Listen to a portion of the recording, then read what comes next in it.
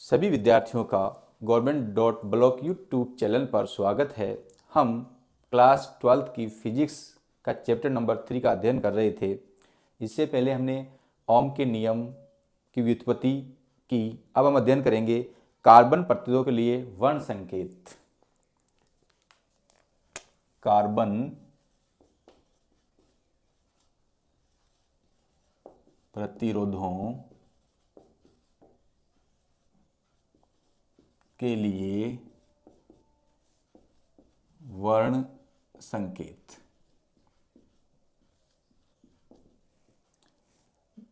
Carbon प्रतिरोधों को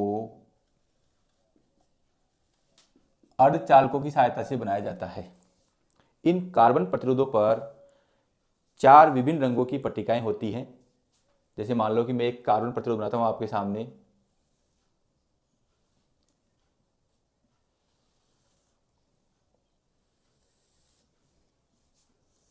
ये एक कार्बन प्रतिरोध है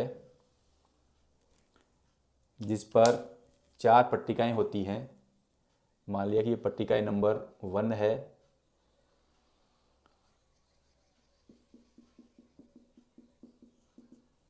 और ये पट्टिका नंबर 2 है, और ये पट्टिका नंबर 3 है, और ये पट्टिका नंबर 4 है। जो कार्बन प्रतिरोध पर पट्टिका नंबर 1 होती है वो प्रथम सार्थक अंक को दिखाती है। ये वाली जो पट्टिकाएं हैं वो क्या दिखाती है? प्रथम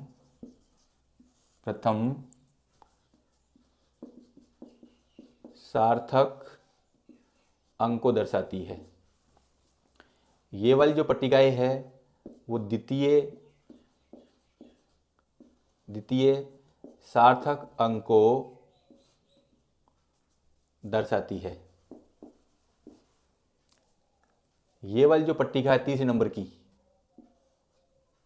ये जो पट्टिका होती है वो 10 की घात का गुणज होती है, और जो पट्टिका नंबर 4 होती है वो सहायता को दिखाती है। अब जो प्रथम सार्थक अंक है और ये द्वितीय सार्थक अंक है, या 10 की घात का गुणज है या सहायता है, ये निकालना एक सारणी पर डिपेंड करता है। तो सबसे पहले तो हम लिखेंगे कि इन प्रतिरोधों को कार्बन के साथ अर्धचालकों की सहायता से बनाए जाते हैं। इन प्रतिरोधों को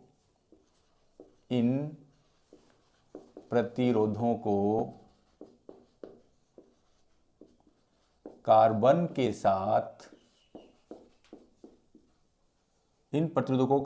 साथ अर्धचालकों की सहायता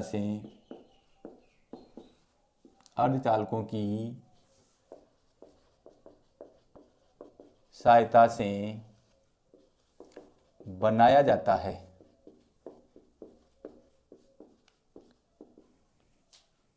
इन प्रतिरोधों पर 4 विभिन्न रंगों की पट्टिकाएं होती हैं।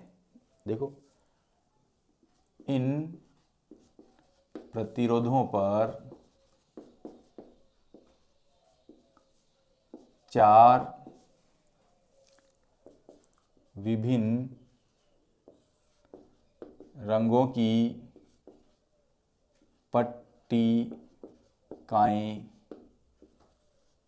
होती हैं। प्रथम रंगीन पट्टिका प्रथम सार्थक अंक को दिखाती है। प्रथम सार्थक अंक को प्रदर्शित करती है। द्वितीय रंगीन पट्टिका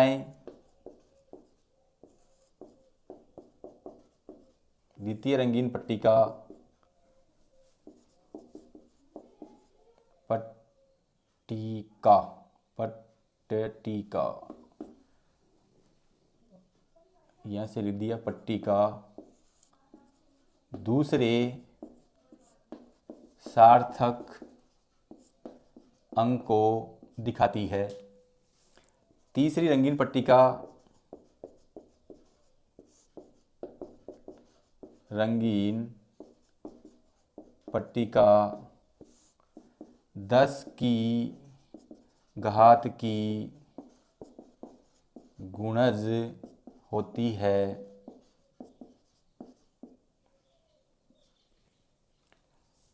और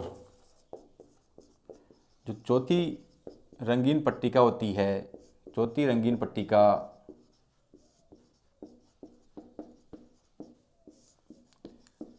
सहायता को बताती है। देखो, ये प्रतिरोधों में 4 रंगीन पट्टिकाएं हैं। पट्टिका नंबर प्रथम सार्थक अंक को, दूसरी पट्टिका द्वितीय सार्थक अंक को, तीसरी जो पट्टिका है 10 की घात का गुणज, और जो चौथी पट्टिका है वो सहायता को दिखाती है। अब हमें इसमें करना क्या होता है, इन पट्टिकाओं का रंग अलग अलग दिया जाता है, फिर हमें इनकी प्रतिरोधकता और सहायता ज्ञात करनी होती है। तो अब आप इसका स्क्रीनशॉट ले सकते हैं।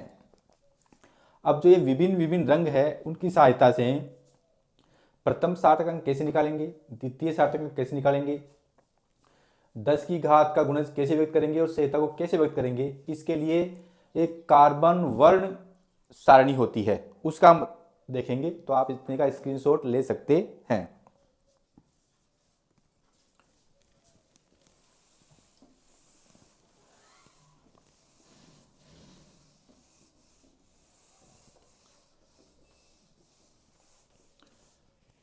अब मैं इसको भी साफ कर देता हूँ ताकि मुझे सारणी बनाने में दिक्कत नहीं हो। ये मेरी उदाहरण बताऊंगा, उसमें आवश्यकता पड़ेगी। कार्बन वर्ण कोड सारणी, कार्बन वर्ण कोड सारणी। कार्बन वर्ण कोड सारणी में यहां आपका रंग आता है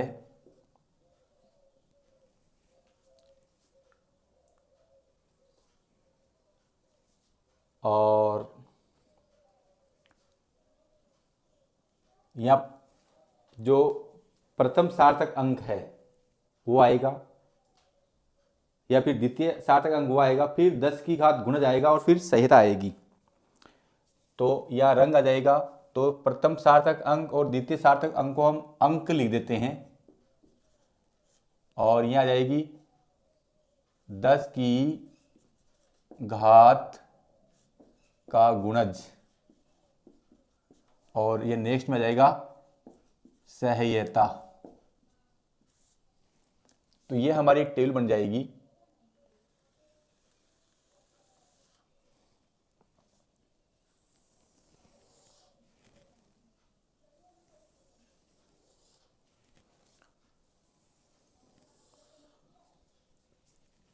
और इसको भी मैं यहाँ लिख देता हूँ, और यहाँ पर हो जाएगी आपकी क्रम संख्या। इसके लिए देखो हम एक नियम प्रतिपादन करेंगे, B Roy GREAT Great Britain very good wife golden silver necklace. अब देखो यहाँ पे ये जो बी है वो बी जो है ब्लैक को दिखाता है, BLACK, और जो दूसरा बी है वो आपका ब्राउन को दिखाता है,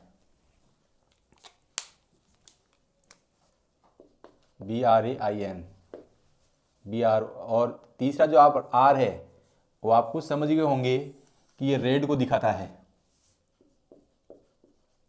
और O जो आपका है वो ऑरेंज को शो करता है, ORANGE।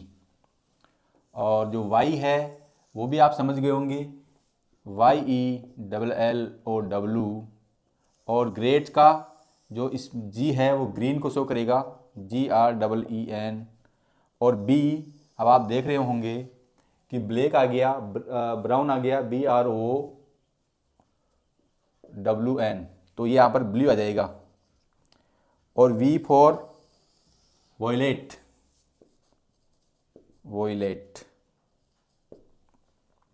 और G फॉर ग्रे, GRAY, और W फॉर वाइट, WHITE, और गोल्डन से मतलब गोल्डन ही आएगा, गोल्ड ही आ जाएगा। और सिल्वर का मतलब हो जाएगा रजत, और नेकलेस मतलब है नो कलर। तो इस प्रकार ये हमारी सारणी बन जाएगी, और इसको भी मैं ऊपर से सारणी की लाइक बना देता हूं। अब देखो, ब्लैक यानी हिंदी में काला, ब्राउन यानी भूरा, रेड मीन्स लाल, ऑरेंज मीन्स नारंगी, येलो मीन्स पीला, ग्रीन मीन्स हरा, ब्लू मीन्स नीला,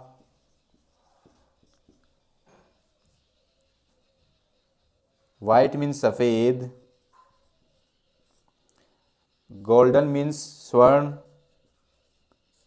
सिल्वर मीन्स रजत, और ये आपका जाएगा नो कलर, COLOUR, कोई रंग नहीं, कोई रंग नहीं। अब देखो, वॉयलेट और ग्रे, जो वॉयलेट और जो ग्रे होता है आपका, वॉयलेट को हम बैंगनी बोलते हैं, वॉयलेट को हम बैंगनी, और ग्रे मतलब स्लेटी। ये रंग हमें इन पट्टिका, 4 विभिन्न रंगों की पट्टिका पर दिए जाते हैं। अब जो प्रथम 2 अंक हैं तो वो अंक इनसे उठा के लिखने पड़ते हैं। जो हमारा शुरू में 0, 1, 2, 3, 4, 5, 6, 7, 8, 9, और इनमें कोई अंक नहीं होते हैं। यहाँ पर 10 की घात आएगा, 10 की घात 0 का मान 1, 10 की घात 1 का मान 10, 10 की घात 2, 10 की घात 3, 10 की घात 4, 10 की घात 5, 10 की घात 6, 10 की घात 7, 10 की घात 8, 10 की घात 9, और 10 की घात -1, और 10 की घात -2, और ये आपका खाली। संहिता में 1 से लेकर 9 तक ये सारे खाली रहते हैं। और जिन रंगों को अंक प्रदान नहीं है उनकी जो संहिता होती है वो ±5%, ±10%, और ±20%। अब इस सारणी की सहायता से, या जो कार्बन 1 कोर सारणी है, इसकी सहायता से हम प्रतिरोध का मान और संहिता का मान ज्ञात करते हैं। इसका ज्ञात करने के लिए हम एक उदाहरण लेते हैं।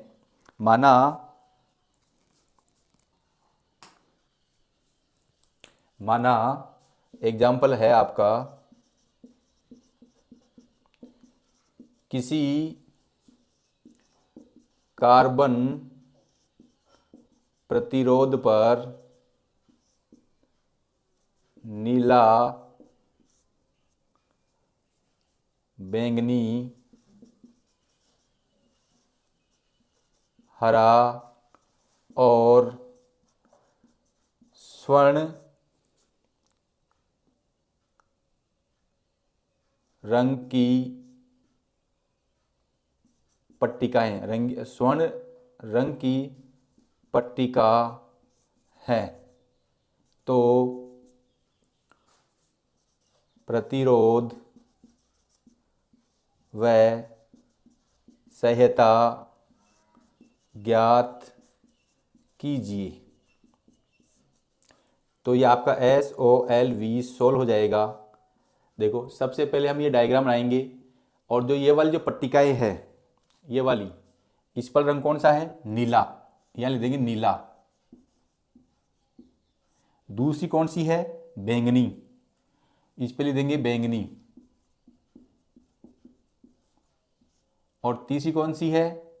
हरा, इस पे लिख देंगे हरा। और चौथी स्वर्ण, ये हमने लिख दिया। तो सबसे पहले सोल में ये चित्र बना देंगे। पहली पट्टिका पर पहला रंग, दूसरी पट्टिका पर दूसरा रंग, तीसरी पट्टिका पर हरा और चौथी पट्टिका पर चौथा रंग। अब जो प्रथम सार्थक अंक है वो नीला, नीला कहां पर है? देखो नीला आपका ये है, तो इसका सार्थक अंक कितना है? 6। तो हम क्या लिख देंगे? R is equal to 6। द्वितीय सार्थक अंक के लिए बैंगनी, और बैंगनी कहां पर है? बैंगनी ये रहा, कितना है? 7। तो ये द्वितीय सार्थक अंक आ गया। इंटू तीसरा क्या है? हरा, हरा आपका यहाँ है, ये क्या है? 10 की घात का गुणज, तो कितना आएगा? 10 की घात 5। अब जैसे मान लो कि मैंने यहाँ जानबूझ के चौथा रंग स्वर्ण लिया है, तो स्वर्ण की सहीता कितनी होती है? +-5, तो +-5%, ये आपका आंसर हो गया।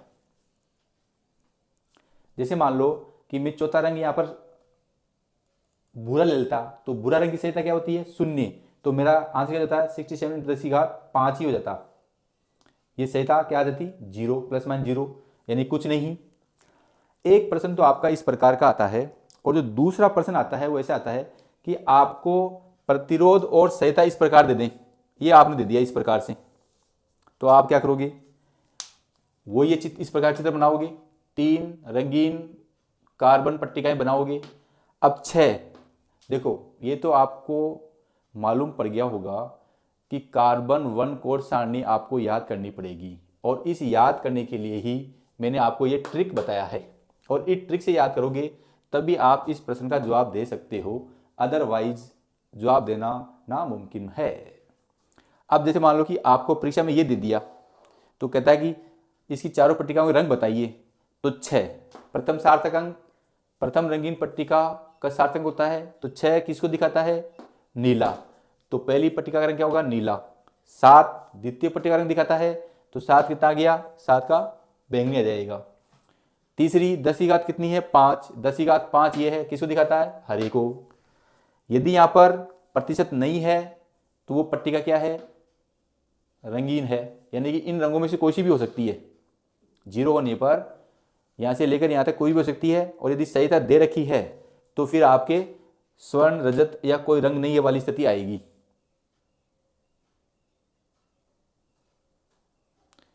तो देखो, हम रंग देने पर कार्बन प्रतिरोध और वह सहीता निकाल सकते हैं, और सहीता देने पर रंग निकाल सकते हैं।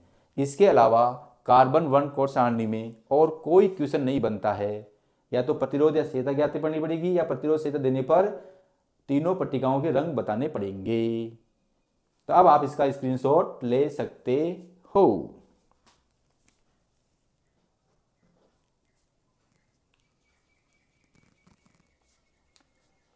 आशा करता हूं कि आपने इसका स्क्रीनशॉट ले लिया होगा।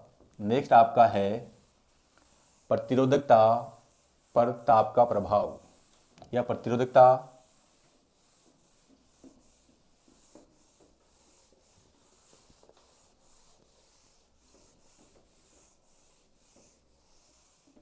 देखो, हम ये जानते हैं कि जो प्रतिरोधकता होती है वो पदार्थ की प्रकृति और ताप पर निर्भर करती है।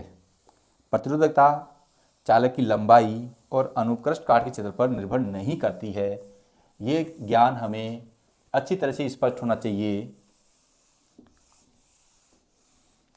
पुनः मैं अपनी लैंग्वेज को दोहरा देता हूँ। प्रतिरोधकता पदार्थ की प्रकृति और ताप पर निर्भर करती है। प्रतिरोधकता चालक तार की लंबाई और अनुप्रस्थ काट के क्षेत्र पर निर्भर नहीं करती है। तो प्रतिरोधकता का ताप पे प्रभाव, प्रतिरोधकता पर ताप का प्रभाव।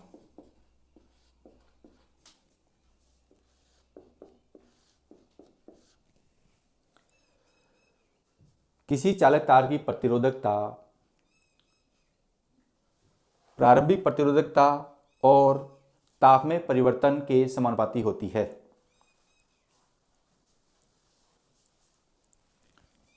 किसी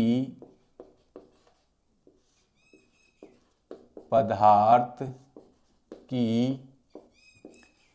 प्रतिरोधकता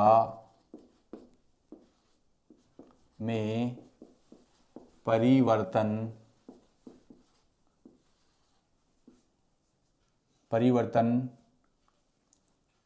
प्रारंभिक प्रतिरोधकता वह ताप में परिवर्तन के समानुपाती होती है।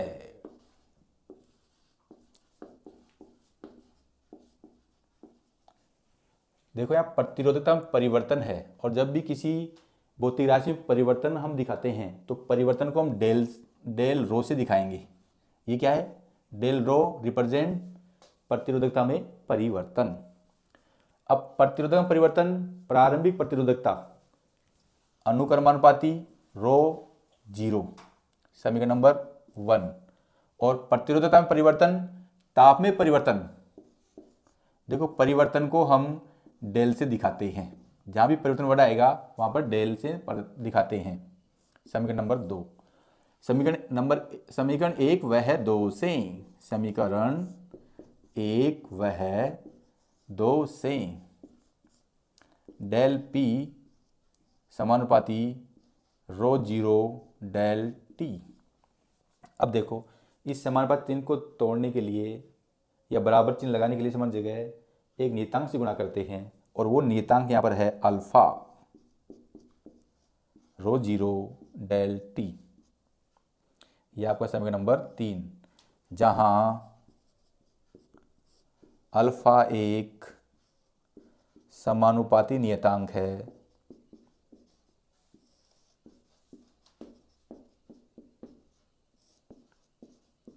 जिसे प्रतिरोध ताप गुणांक कहते हैं। प्रतिरोध ताप गुणांक कहते हैं। यह अल्फा एक समानुपाती स्थिरांक है जिसे प्रतिरोध ताप गुणांक कहते हैं। अब देखो समीकरण 3 से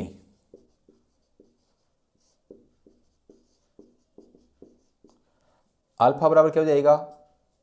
देखो ये आपको पी नजर नहीं आना चाहिए, दिस इज रो नजर आना चाहिए। Alpha is equal to del rho upon rho 0 del T. देखो ये भी रो है और ये भी रो है, तो इसका मात्रक अगर इसका मात्रक तो क्या होगा? कैंसिल हो जाएगा। अब बचेगा मात्रक इसका, ताप का। अब ताप का मात्रक होता है प्रति डिग्री सेंटीग्रेड, क्योंकि बटे में है, या प्रति डिग्री केल्विन। तो प्रतिरोध ताप गुणांक का मात्रक क्या होगा? ये इसको देते हैं हम समीकरण नंबर 4। प्रतिरोध ताप गुणांक का मात्रक, अल्फा का मात्रक वही होगा जो रो का मात्रक होगा, rho upon rho del T. अब देखो इन दोनों के मात्रक रो के समान से कट जाएंगे, तो मात्रक किसे बचेगा? डेल टी का। तो इसका मात्रक क्या जाएगा? 1 अपॉन डिग्री सेंटीग्रेड या 1 अपॉन डिग्री केल्विन, जिसे हम हिंदी में क्या लिख सकते हैं? प्रति डिग्री सेंटीग्रेड या प्रति डिग्री केल्विन। अब आप इसका स्क्रीनशॉट ले सकते हैं। दूसरा आपका आता है, ये समीकरण 3 हमारे काम में आएगा, इसको मैं नहीं मिटाता हूं।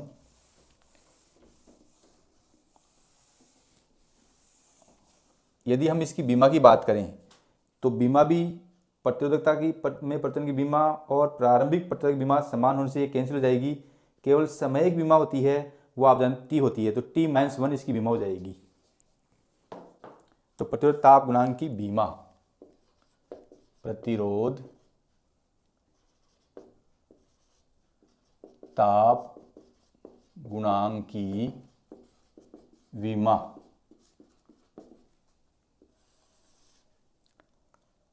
अल्फा की बीमा वही होगी जो del rho upon rho del T की बीमा होगी। अब देखो इसकी बीमा इसकी कैंसिल हो जाएगी, तो क्या हो जाएगी 1/T। इसको हम क्या लिख सकते हैं, m⁻0 l⁻0 t⁻−1। ये क्या हो जाएगी, अल्फा की बीमा।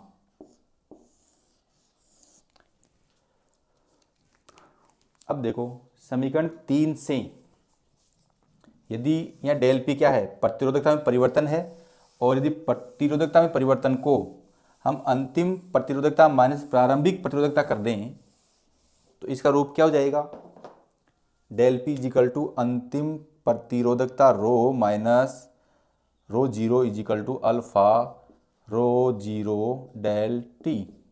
अब इस रो जो प्रारंभिक प्रतिरोधकता है, अंतिम प्रतिरोधकता इजिकल टू प्रारंभिक प्रतिरोधकता plus alpha rho zero del T. Rho equal to rho zero इसमें कॉमन आ जाएगा, तो क्या हो जाएगा 1 प्लस अल्फा डेल टी। ये आपका समीकरण नंबर हो जाएगा 4। अब देखो अंतिम प्रतिरोधकता P इजिकल टू प्रारंभिक प्रतिरोधकता P0 into 1 plus alpha del T. अब यदि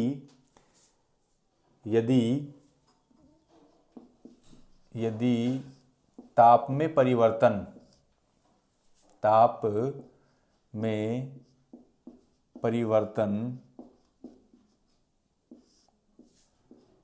del T is equal to T-T0 हो, अंतिम ताप माइनस प्रारंभिक ताप है तो समीकरण 4 से तो rho equal to rho zero 1 plus alpha. अब देखो केवल डेल टी की जगह मुझे क्या रखना है, T-T0।